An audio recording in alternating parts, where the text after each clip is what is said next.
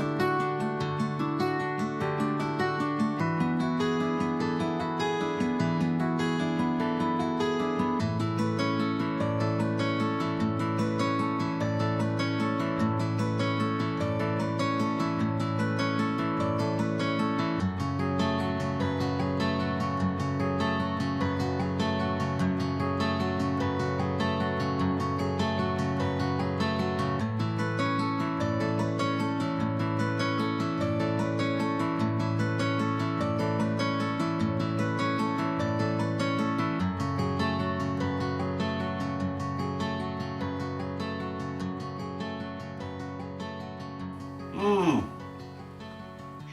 Mmm. The best, Mana. Mmm.